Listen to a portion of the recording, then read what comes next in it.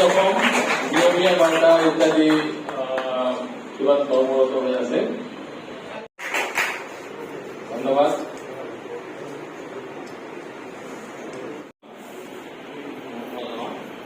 তো প্রথমতে আমি আরম্ভ করেছো লিটারেরি সেকশনত আমি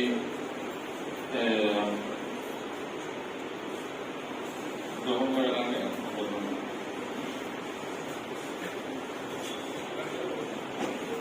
তেওঁলোকৰ যিটো এই মানসিকতা সেইখিনি ইমান সুন্দৰ সন্মান যাচি পেলাই এই যে কি কৰিছে বঁটা প্ৰদান কৰিছে তাৰ কাৰণে নথৈ আনন্দিত হৈছোঁ। বিশেষকৈ আজি আমি নাম ল'ব লাগিব দুলাল চন্দ্ৰ ৰয় নিউজ লাইফৰ, তাৰপিছত কুলফা বৰগয়াৰী আমাৰ প্ৰাগ নিউজ, আকৌ ৰুবুল পাঠক আমাৰ DD নিউজৰ। গতিকে তেওঁলোকৰ বিষয়ে আমি জানো, তথাপিও আজি এনেধৰণে তেওঁলোকক সন্মান জনোৱাৰ কাৰণে সঁচাকৈ আনন্দিত হৈছোঁ আৰু আশা কৰিছোঁ তেওঁলোকৰ এই পবিত্ৰ বৃত্তিয়ে আৰু কি কৰিব পাৰিব, আমাৰ সমাজখনক আৰু আগুৱাই নিব পাৰিব আৰু আমি গোটেইখিনি ভাল বেয়া দিশ আমি জানিব পাৰিম। তেওঁলোকৰ উজ্জ্বল ভৱিষ্যত কামনা কৰিছোঁ। ধন্যবাদ। আজি সঁচাকৈ বৰ এটা সুন্দৰ মুহূৰ্ত।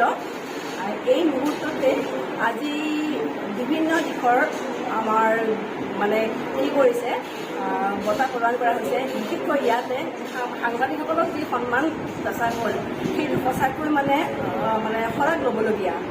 কাৰণ সাংবাদিকতা এনেকুৱা এটা বৃত্তি, এই বৃত্তিটোৰ জৰিয়তে আমাৰ অকল চহৰ অঞ্চলতে নহয়, আমাৰ ভিতৰ অঞ্চলৰ চুক ফুল প্ৰত্যেকতে গৈ পেলাই তেওঁলোকে গোটেই বিভিন্ন বিষয়বিলাক তেওঁলোকে সংগ্ৰহ কৰে আৰু তেওঁলোকৰ জৰিয়তে সেইখিনি প্ৰচাৰ হয়।